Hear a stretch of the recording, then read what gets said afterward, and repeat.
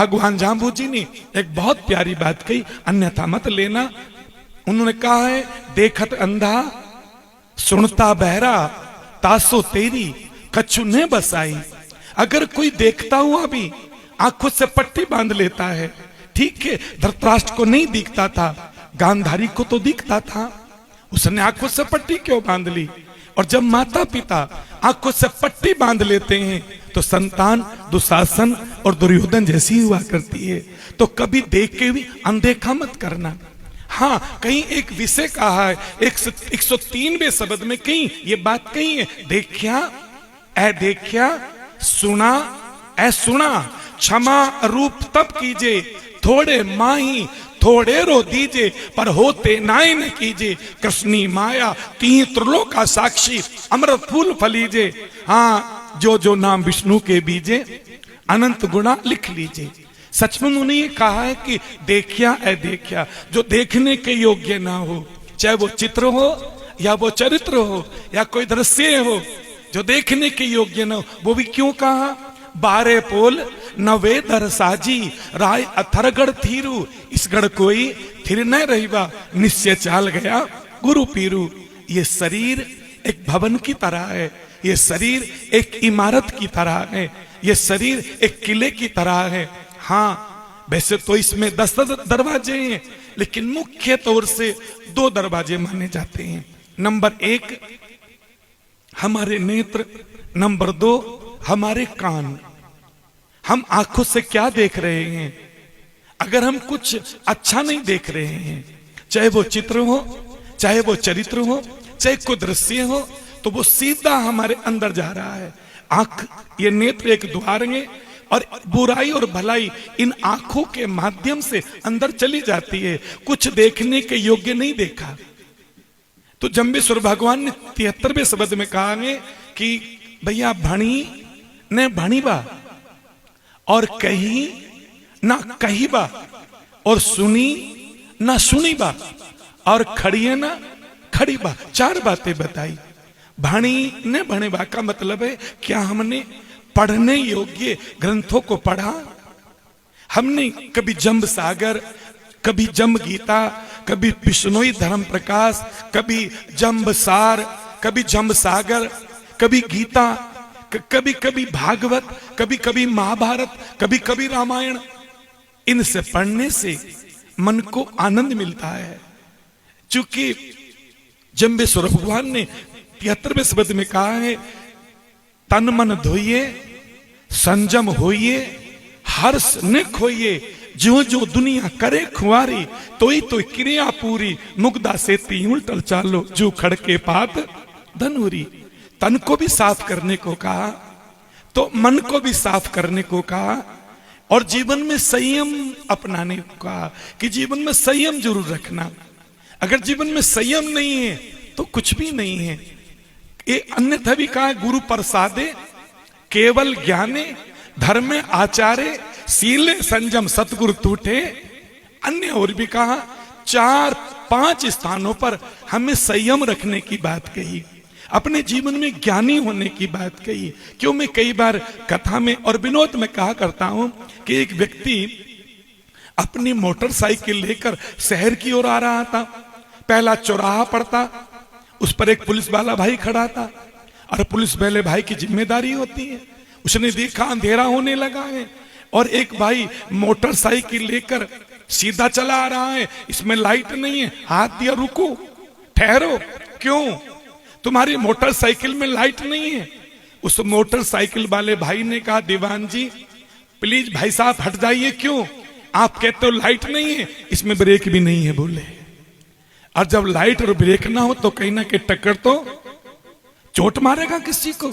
जीवन में ज्ञान का प्रकाश ना हो, ज्ञान की लाइट ना हो, और जीवन में हमारे संयम के ब्रेक ना हो तो कहीं ना कहीं टक्कर खा जाते हैं। इसलिए हमें संयम भी चाहिए और हमें ब्रेक भी चाहिए, माने हमें ज्ञान और संयम दोनों की आवश्यकता पड़ती है।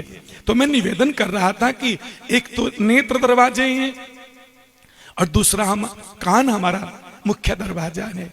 हम कुछ ऐसा ना सुने जो सुनने के योग्य ना हो, उसको सुनो जो सुनने के योग्य हो, शास्त्रोक्त हो, वेदोक्त हो, महापुरुषों से अनुमोदित हो और युक्ति से युक्त हो। उसको सुनने से आपके जीवन में आनंद ही आनंद आने लगता है। तो इसलिए कहा देखिया ऐ देखिया, सुना ऐ सुना। सुनने के योग्य होनो तो ना सुनना।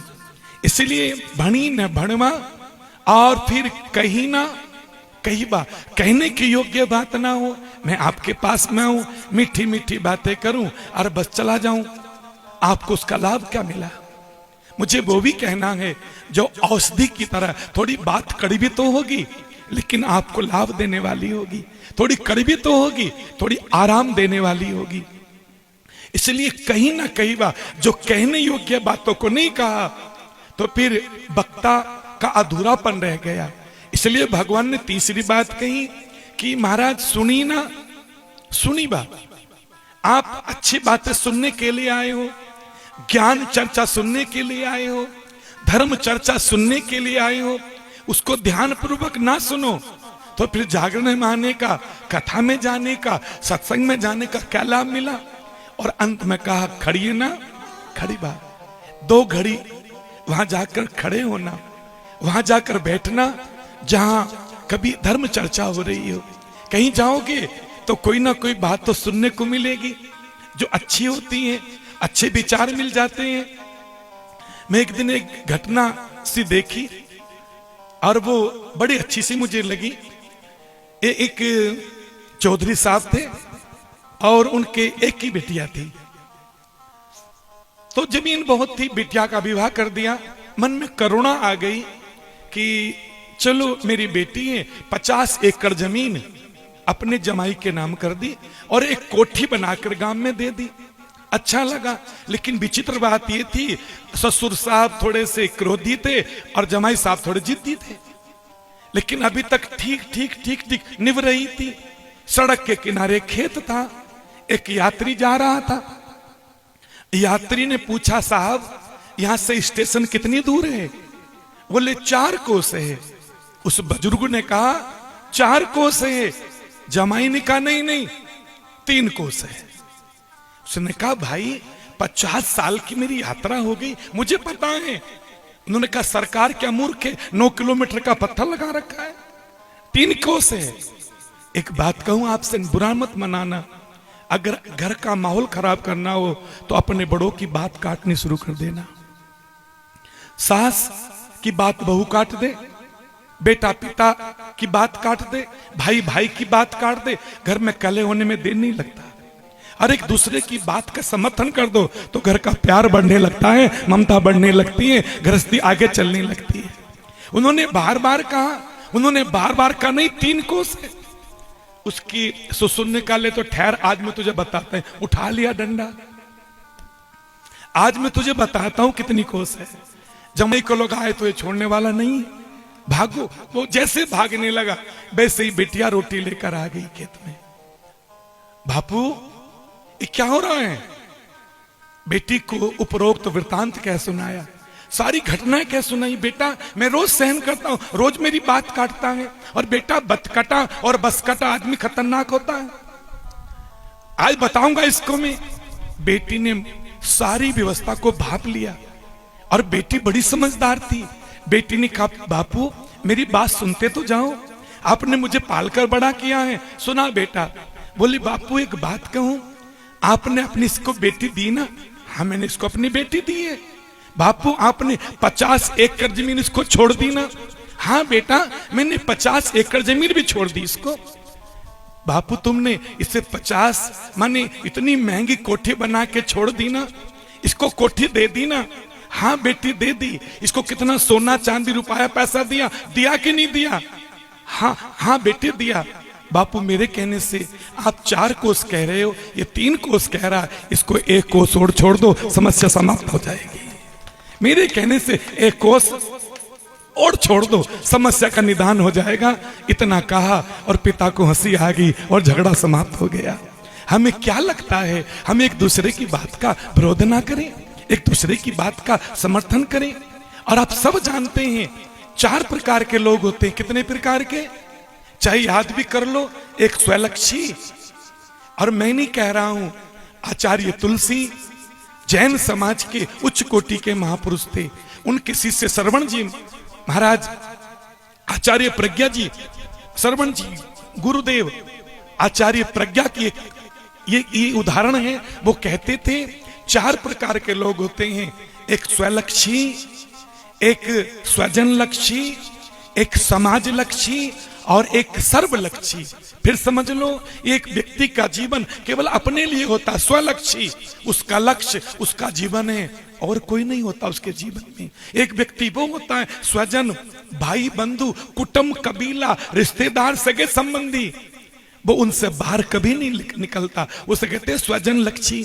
एक होता है भैया समाज लक्षी, कुछ लोग होते हैं समाज का नाम रोशन करते हैं, कुछ लोग होते हैं जिन्होंने समाज के लिए बहुत कुछ समर्पण करते हैं, कुछ लोग होते हैं उनका जीवन ही समाज के लिए होता है, वो समाज लक्षी होते हैं। लेकिन एक और कहना चाहूंगा, वो कहते थे एक होते हैं सर्वलक्षी, उनका जीवन सबके लिए होता है, अपने लिए, परिवार के लिए, समाज के लिए, राष्ट्र के लिए, सबके लिए उनका जीवन होता है। ऐसे लोग दुनिया में अपना नाम अमर कर जाते हैं, जो सर्वलक्षी बनते हैं। इसलिए मेरे भाई बहनों, भगवान जाम्बू जी ही कहते हैं कि देखत अंधा सुनता बहरा तासो तेरी कछुने बस। अन्यथा तो बिल्कुल सीधी बात कही भैया, दोरे भिस्त बिचाले उभा मिलिया काम सवारू। इस स्वर्गलोक और नरक लोक, इन दोनों के बीच में क्या है? ये मृत्यु लोक है, जहां मृत्यु का राज्य है। वो कहते थे दोरे भिस्त बिचाले उभा मिलिया काम समारू। ये नहीं कहा मैं बैठा हूं, दोरे भिस्त बिचाले बैठा नहीं कहा, दोरे बिचाले उभा, मैं खड़ा हूं, एक बार मुझसे मिलो, मैं वादा करता हूं, एक बार कह के तो देखो, please you are my help, मैं तैयार हूं तुम्हारी मदद करने के लिए, ना करूं तो कहना कि हमारी मदद नहीं करी। दोरे बिस्त बिचाले उभा मिलिया काम, मैं जो जो मुझसे आकर मिला मैंने सबके काम संभाल दिए, मैंने जो मुझसे मिला किसी का पतन नहीं होने दिया, उसका उत्थान किया है। इसलिए ये जागरण है हमारे उत्थान के लिए, हमारी उन्नति के लिए। हम जागरूक कैसे हों, हमारे समाज में कैसे जागरूकता है, राष्ट्र में कैसे जागरूकता है, और सच में हम कैसे हमारे निजी जीवन में हम जागरूक हों। इसलिए ये जागरण है।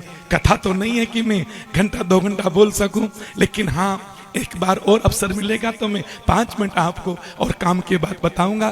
क्योंकि यहाँ के लोगों का स्वभाव है जैसे 12 बजे, अच्छा नून महाराज जी, लेकिन आज अगर 12:15 बज जाए तो प्लीज नून महाराज जी 12:15 बजे करियो, पहले मत करना। बोलो विष्णु भगवान की।